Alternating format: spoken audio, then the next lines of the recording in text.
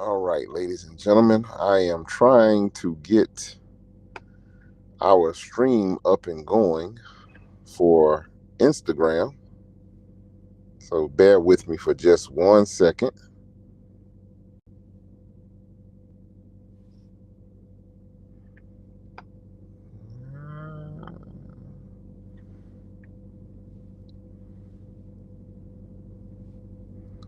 Not sure if that worked or not.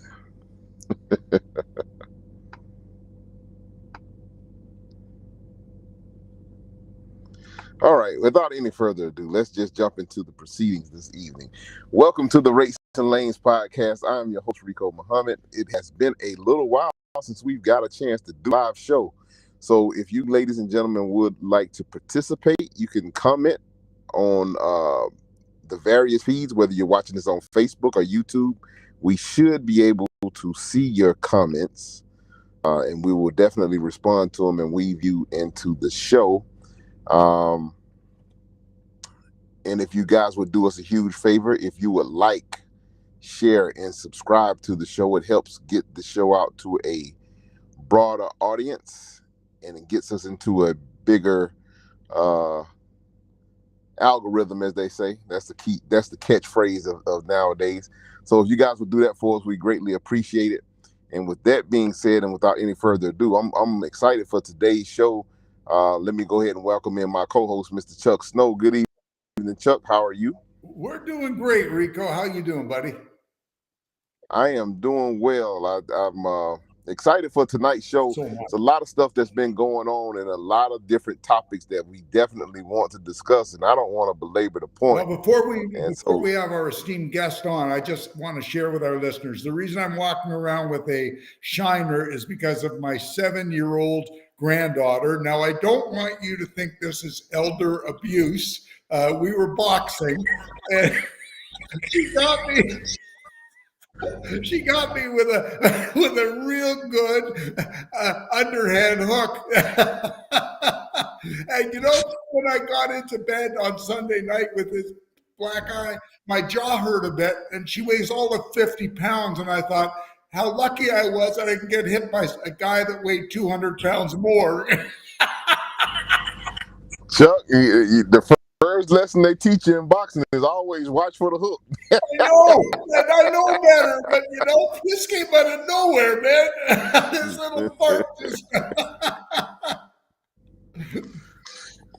Man, well, okay. Well, hopefully you're still hanging around. You know, worse for wear. You gotta. You're not. Story, though. My personal trainer, when I told what happened, he said, "You got to change that story, or I'm going to fire you as a client." Oh man. I'm pretty sure our guest got something he may want to add in on that. So without any further ado, our esteemed guest and expert, Mr. Dean Croak of DAT, joins us this evening. Good evening, Dean. How are you? Yeah, great. I was sort of chuckling. I was thinking Chuck might have been out in Alberta with Stu Hart from Stampede Wrestling with the naming of the Stu Hart Memorial Bridge out there today. That's one of my favorite all-time wrestlers, Bret the Hitman Hart, was out there. Well, yeah, they do got like a little wrestling factory up there in Chuck's neck of the woods, don't they? Absolutely. Well, we're going to keep warm in the winter. It's cold out here. Big sporting night actually here. We've got the start of the NBA tonight. We've got Brad Marchand's back at TD Garden tonight. The Florida Panthers are playing the Boston Bruins. I think puck drops about now, so it's a huge sporting night here in the weekend. You guys forgot the best. The Blue Jays are in the World Series. Come on. In how many? First time in 32 years or something? 32 years. Yeah. Right, it's wild. Numbers never fail to cease. But what a pitcher Ohtani is. He's like he's something else, that pitcher. I've watched him. That's going to be quite the series starting Friday. Tickets are sold out already. Yeah. I may watch that World Series. Yeah. So, yeah, quite a lot happening, guys. This is we're in for a bit of a treat. I think we may be finally starting to see some rates start to increase. For Well, before we jump into the race, Dean, give me 1 second. Let me touch a highlight on the current fuel index for the week. We're showing that the current U.S. average is showing $3.67 per gallon, and that's down 4 cents from the previous week. So that's a bit of good news to be able to add directly to the bottom line. As fuel cost is down a little bit, which always helps. And I'm gonna tee these up for you, Dean, one at a time. Right now, the U.S. van market, we're seeing no change on the spot market. It's showing at $2.08 per mile on average. Mm-hmm. So let's talk. I guess let's break down dry vans, and then we'll break down dry vans, flatbed, and reefers, and then we're going to go into a little bit of a deeper dive as far as what the heck is going on and why the spot market rates are starting to see a little bit of movement. Yeah. Dry van's been fairly flat. Like, I guess the important thing was dry van rates haven't dropped, but they've been flat, which I thought was interesting. Normally they do drop a little bit in the tail end of October, because we're kind of 2 weeks out from that inflection point where you see seasonality around Thanksgiving start to lift everything off the bottom. We'll talk about flatbed separately because it's having its own banner year. In fact, flatbed's having its best year in a decade, excluding the pandemic, or second best year outside of 2018. But the biggest story really is the refrigerated market. Enrico, you've got a reefer on still, right? You've still got a reefer on your trailer? Sir. I think there's something happening in the reefer market, and the Southeast is getting a fair bit of attention, especially in Florida, where every scale house has been turned into an immigration enforcement center. There's something going on down there, and I think it sets up produce season in January and February as where it's going to be pretty hard to find refrigerated carriers wanting to go too far south. We're already seeing it in our business, where we're seeing brokers finding it really hard to find trucks deep south in Florida right now, and rates are starting to rise. So on the spot market, Dean, according to the report here, says that the flatbeds are actually 1 cent lower from the previous week on average, showing an average rate of $2.52. Yeah, but higher than where they were in 2017. So they're having, when you take out, so if they're currently running about when you take out the fuel surcharge, flatbed rates are about 10 to 12 cents a mile higher than where they were last year, right?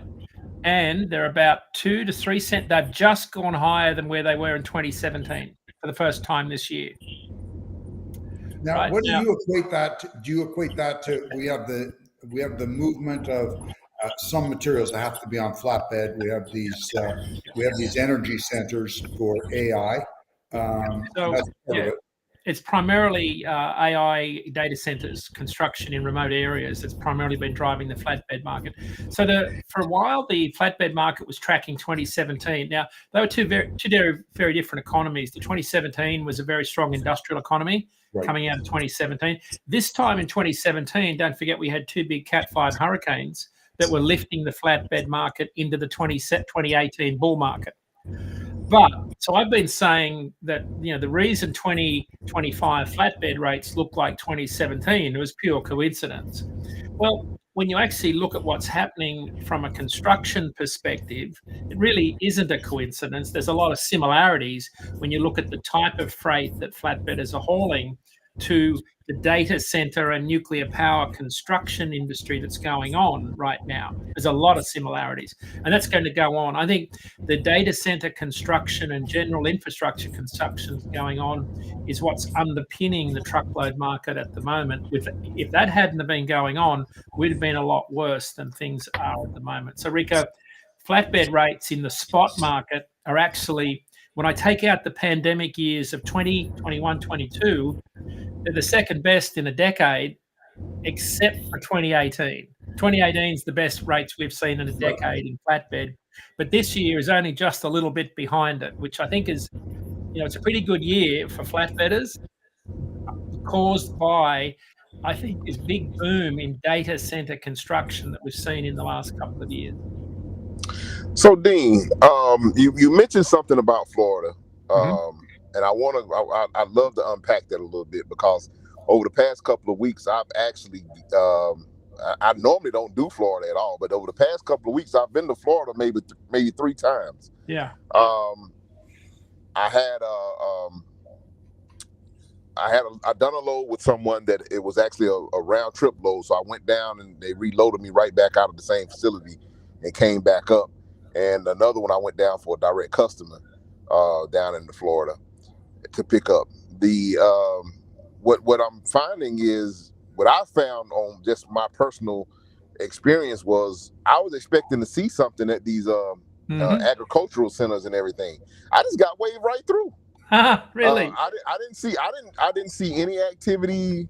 I didn't see much of activity at all. That's just my personal experience over the past, like I said, the past 3 weeks. I actually went down on the 95 side and the 75 side going into Florida. But the fear of has scared everybody off.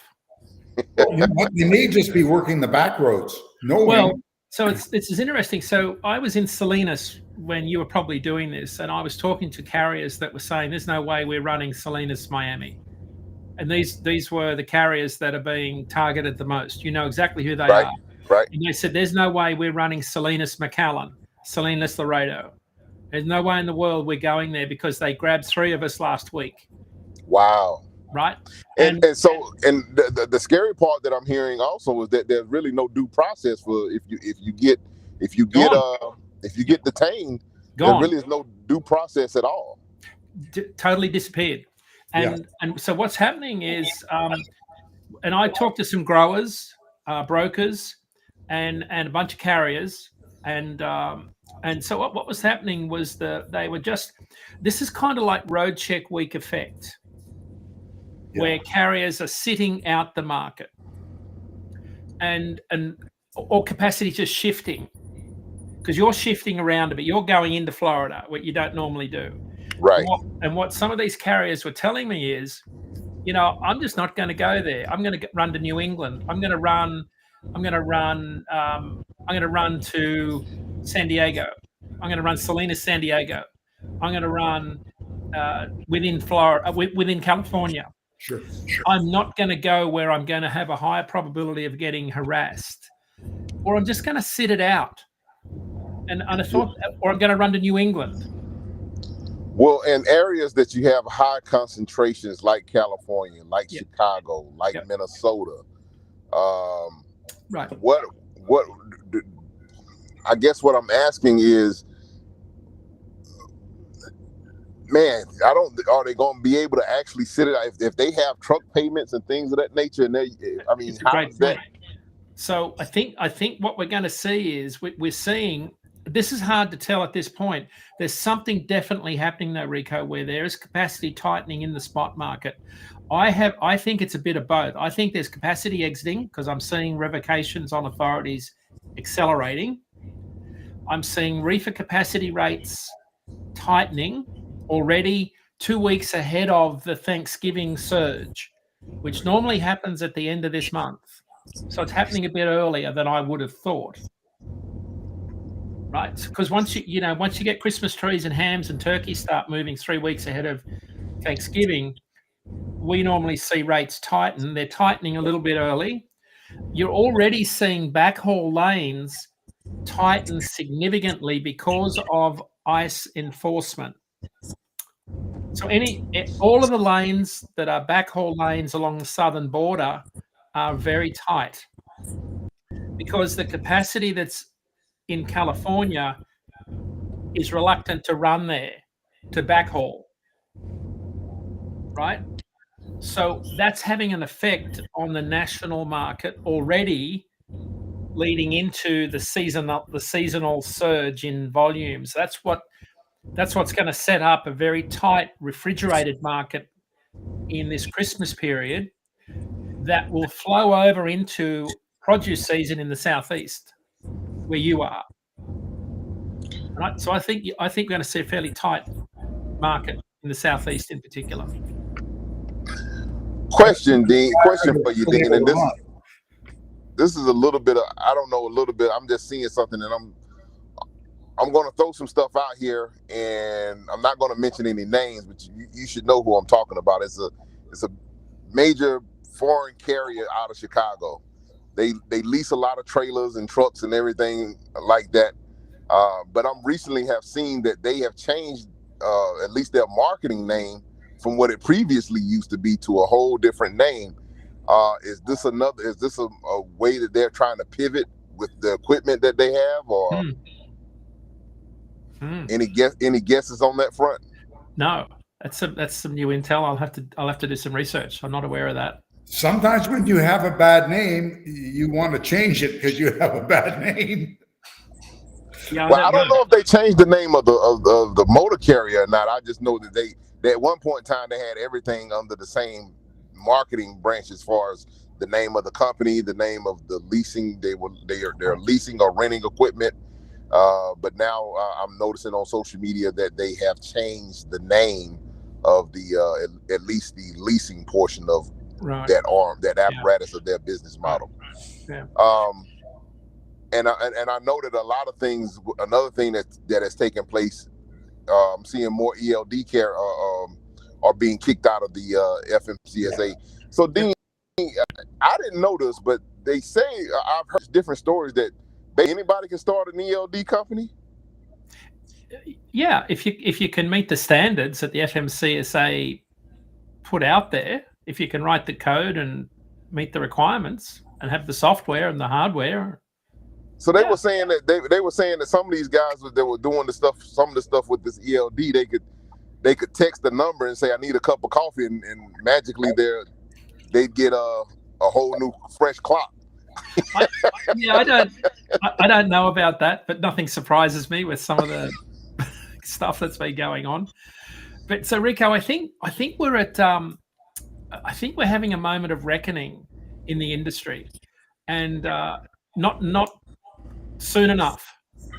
I think sometimes I liken this to the movie The Equalizer with Denzel Washington, where he's sitting on the step with his boss and the lady boss, and he said, sometimes we make the wrong decisions to get to the right place.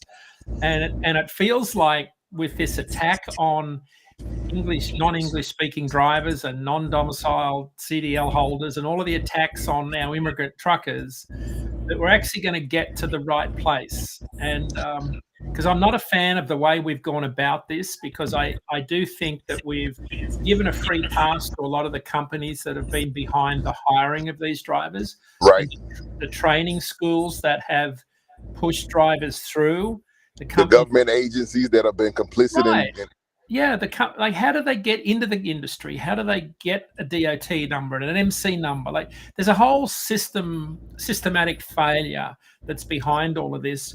But if you read, the media would tell us that the villains are these drivers, because that's all we see, and I think that's wrong.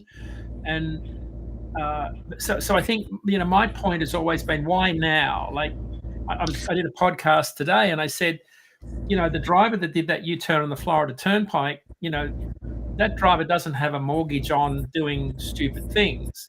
That's stuff's been going on since, I knew about trucks. Like, drivers have been doing stupid things for a long time. That particular driver just happened to do one at the wrong time. But I can name a dozen incidents that are in the NTSB database where similar things have happened that have been equally as bad. And so I think there's a whole lot of stuff that's going on right now that's going to lead to a big clean out in the industry. And I think what comes out the other side of this next year is going to make your life a lot better as an owner-operator for a few reasons. One is it's going to be much harder to get into the industry. It's going to be much harder to stay in the industry. And for drivers, it's going to be much harder to keep and get a CDL license.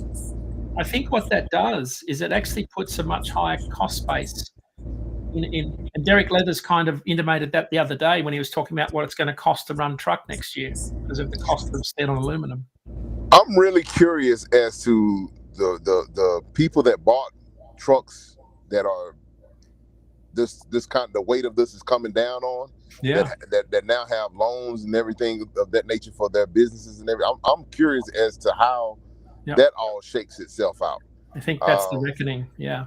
Well, I can shed some light on that one because I have friends in the finance and in the truck sales business, and I can tell you they're surrendering trucks, carriers of all sizes, from one truck to 20 and 30 trucks. And if they're not surrendering, doing a volunteer surrender, the banks have taken a no-hold bar. They're done with it. They're willing to write off whatever bad ink and move on because they can't be dealing with these depreciating assets that are going up and down the road, and they're not collecting anything on them. Well, and that's because rates, like if you look at contract rates for the 80% of the freight that's being hauled, they're still coming in lower than the rates they were being hauled for last year. So even though spot rates are kind of flat and maybe up and down a little bit week over week, the big carriers are still not getting rate increases that they would like against rising costs. So that's why they're still reducing their fleet counts. You look at new truck orders are going to be down in the second half of this year 35% compared to the first half of this year. So new truck orders are actually lower substantially than the replacement costs, but the replacement numbers to keep the fleet at its replacement levels. So what that sets up is this scenario next year where large fleets, when demand picks up, they're going to have to order a lot of trucks just to get back to what they call replacement levels, where you need enough trucks to meet demand. And I think that's where we start to see this. If you go through this sort of clean out phase that we're in, where trucks get handed back in and carriers exit the industry for a range of reasons, and people like Rico are left standing, what you see is this rate inflection that happens pretty quickly, where the spot market turns very quickly and the market picks back up again. And that's the good side of the market for people like Rico, of being able to weather the storm and stay in this market. We don't know when that's going to happen, but that's the plan. So, Dean, do you have the numbers on the amount? Are we starting to see some real significant progress when it comes to? Because I know there was a big story. There were 5 bankruptcies of major carriers at the beginning of the month of October, and those are the stories that make the headlines. Everybody talk about kind of the bigger carriers and things like that go out of business or file for bankruptcy. But what about the numbers, the slew of small guys that are out here? Because I know if the big guys are catching hell, I can only imagine that the small guys is double for them. Yeah, I don't have bankruptcies, Rico, because the bankruptcy courts don't really do it by industry category. Right. But what about the carrier revocation? Yeah, so I've got in September I have 7,484 carriers revoked their authority. It's about 500 more than the 12-month average. There was actually an increase in September, so it was about 10% higher than the 12-month average. So if you were thinking about, is the non-domicile CDL issue and ELP, is it having an impact? 1 month's worth of data would say, yeah, it looks like it, but it's only 1 month's worth of data. I don't know whether economics are driving that also. Right. But it seems more than coincidental that in September we had a significant number of carriers leave the industry. Now, I'll have October's data out next Thursday. And if I see another surge, if this deepens even more and I see something like 8,500 carriers leave, I'll then say maybe we're starting to see a big exodus of carriers leave this industry again. So, something that I'm noticing, it could be totally anecdotal, but definitely when I have been trying to work the spot market on occasion these past couple of weeks, something that I was used to years ago back when I was working the spot market, it's starting to take place again. I'm actually getting phone calls from brokers. There you go. That's a good sign, because usually brokers, like in a soft market, brokers don't have to call carriers. Yeah, carriers don't call at all. So that fits what we're hearing. So I think we're at this bottom of the market where we're getting to equilibrium, where loads and trucks are starting to balance out. In refrigerated, though, I think we're getting past that, where there's there's fewer trucks than there is loads, which is going to get even more exacerbated when we get into peak shipping around, Thanksgiving, anything to do with Thanksgiving and Christmas trees and hams and turkeys and all that stuff. So that's why I think refrigerated is going to be particularly volatile on regional lanes.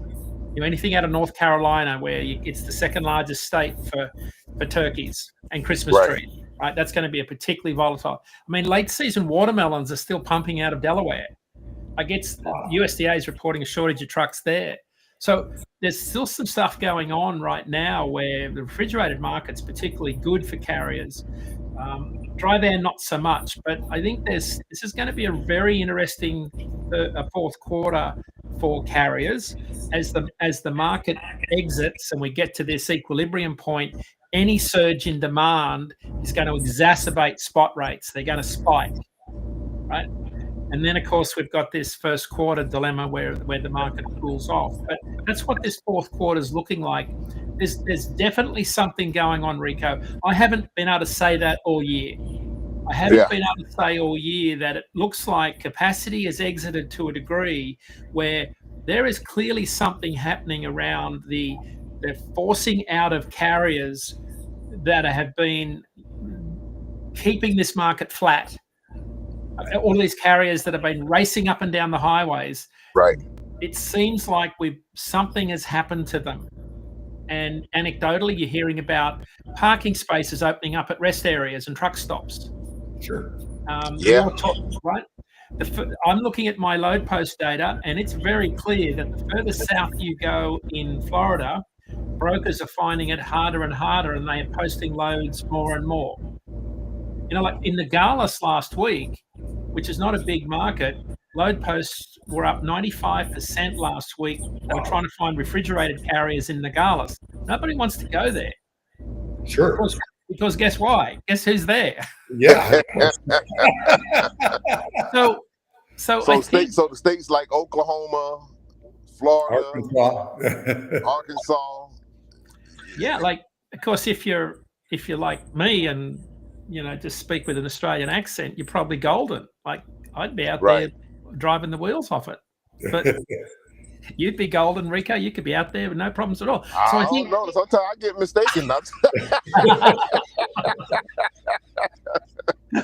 So I think this is a wild, crazy market, and I think what this sets up, again, we're making all the wrong decisions to get to the right place, but we're going to be in a market next year where it's going to be a much tighter freight market, and it's going to be much better for everybody because we've ended up with an industry that has been taken advantage of by a lot of people.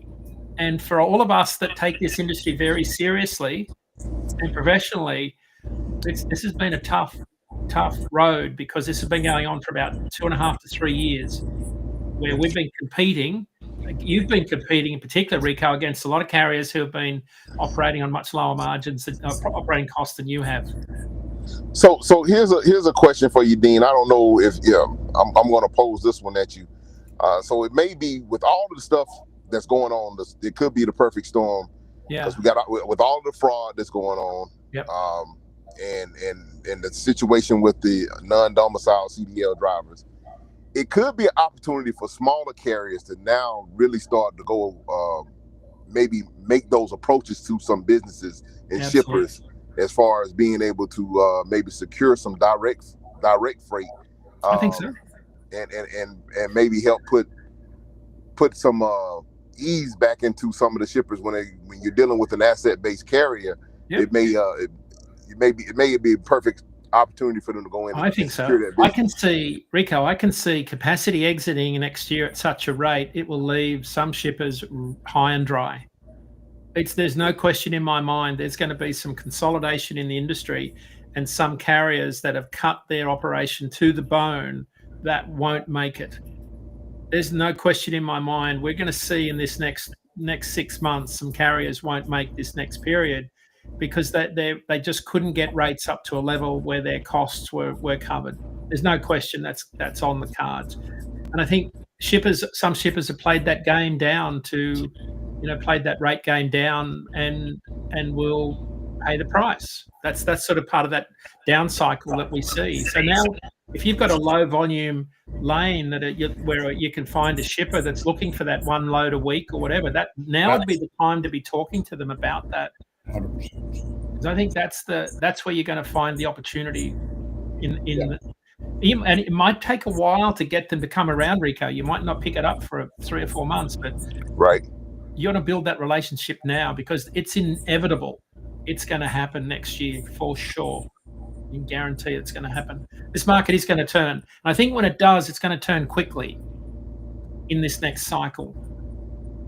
It always does, guys. If you remember, we went from here, from the top of the mountain right into the bottom of the valley overnight. Yeah. We're going to see rates turn pretty quickly, I think, here in the next few weeks in the refrigerated market. If it carries on through produce season in Florida, that'll be very interesting. I'm not sure there's enough momentum to bleed into the entire produce season nationally in the Southeast.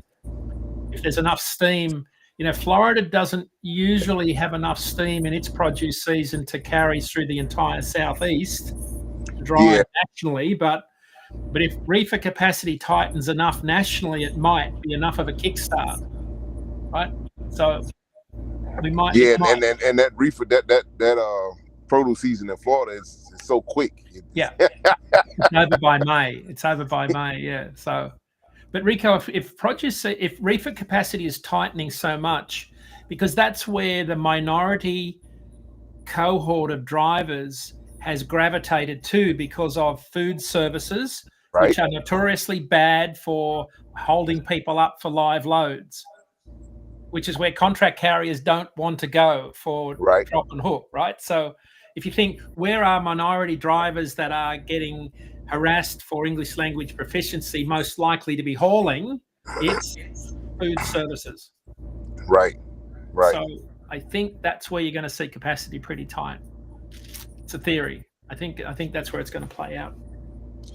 I mean, it's a pretty good educated theory there. I definitely would buy stock in that one. Yeah. So we're seeing something in the rates. There's no question. I think if I had a drop deck and a ramps and I'd be hauling a lot of construction material all over the country for data centers. I think that's a going concern for probably the next decade. I think for flatbedders, that's going to be a pretty good business. Your load's ready? No, not yet. It's his Uber Eats driver. So I think that's the story. I think flatbedders are going to have a pretty good run at it the next couple of years, and then refrigeration is going to be a pretty tight market. I think, Chuck. I think we're going to see tight capacity there. Yeah, I agree. I think dry van is. You know what? Yeah. There's no barrier to entry with dry van. Right. You can just go and rent one from Extra Lease or one of those companies, and they're not that expensive, and you're in the trucking business. Where reefers, you have to know what you're doing. Same as open deck trucking. And you've got to have a relatively new refrigeration trailer to haul certain commodities. There's an age barrier with the equipment there. So, but it's definitely things are tightening. I'm seeing our spot rates show a clear divergence from last year, which it only really started on Labor Day. Like up until Labor Day, rates had been tracking along with last year in 2023 almost identically. It was like Groundhog Year. Like there was no separation. It was like there's no cyclicality to the freight market at all. And then Labor Day came, and suddenly there was this divergence, and it was like there was a switch. And of course, spot rates, lead the contract market by 4 to 6 months. Right. So that would tell you that at some point, middle of the next year, if we see capacity continue to exit, then we start to see some sort of a market inflection. Now, all of those truckload carriers at the FTR conference were adamant that 2027 is a year where they expect some sort of recovery. But I think the bigger thing, we're talking about capacity here, the bigger thing is the demand side of the equation. We still don't see anything on the horizon that might change truckload demand. The only thing is for 2027, trucks are going to probably be a lot more money. Well, that's what Derek Leathers was saying from Werner. He was saying that the cost of, the tariffs on the US trucks are going to make his trucks, when he starts to buy more trucks, more expensive, which is a valid point. It's going to make everybody's trucks, when they start buying again, much more expensive. Yeah. So that adds a whole other dimension. Now, whether we're going to get that money back, the extra Right. What those trucks are going to cost, whether you're going to recoup that extra money. That's the other thing. You've got to be able to. Yeah, so if you think about all of the regulatory things that are going on, the changes at the FMCSA around entry-level requirements for brokers, carriers, drivers, driver standards, training company standards, broker transparency, there's a big change coming in the industry that kind of points to tighter capacity overall, and hopefully better freight rates for carriers in the industry, and maybe healthier margins for everybody concerned. That's sort of, I know that what we've been going through is just not sustainable. There's no way that this has been sustainable. So. And you know what? I think that this is really what the industry needs, because we've got to get back to being professional. And this is going to shake the trees loose of all the bad coconuts. Yeah. Well, safety has a cost. Like a lot of people don't understand that to run a business, a safe business, there's a cost to that. And at some point you can't do that. People start cutting corners. And unfortunately that, a lot of people don't intend to go out and have accidents, but they happen. And it's a lot of people, just to hope they don't happen, but when they do, sometimes it's pretty bad. So that's kind of where we're at. I think we're at the bottom of this cycle. There's definitely a big clean out coming, and I don't know that it can happen soon enough. Well, we need it, because you know what, the industry has got to get back. We've got to become more professional. Truck drivers have to be referred to as, it's not general labor, it is skilled labor at the lowest if it's not professional. Yeah. And that's what we need. When I talk to other people that have been in the business years, they're going, where is the professionalism ever going to come back to the industry? Yeah. Well, I think we're headed there. I think 2026 is going to be a very interesting year. Yes, if there starts being barriers to entry even for truck drivers, so you don't take an individual, put them through 2 weeks of school and throw them out on the road.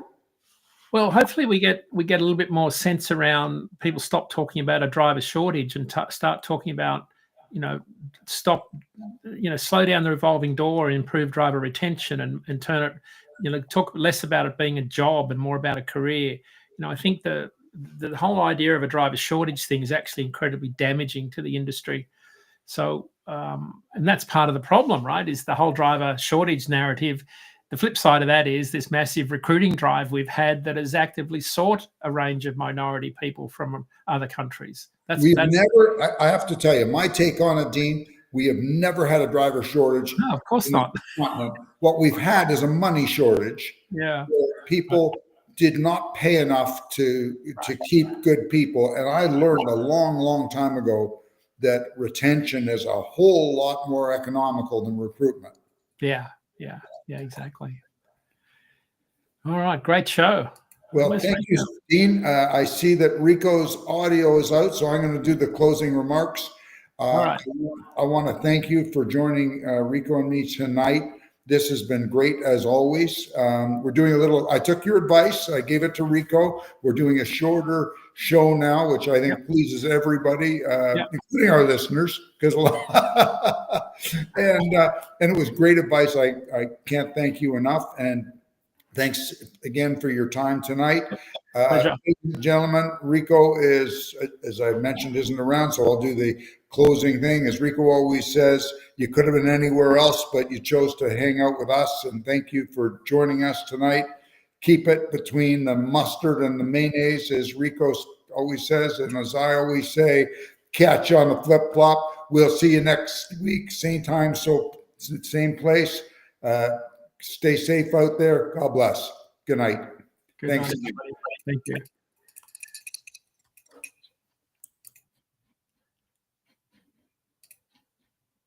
Was it?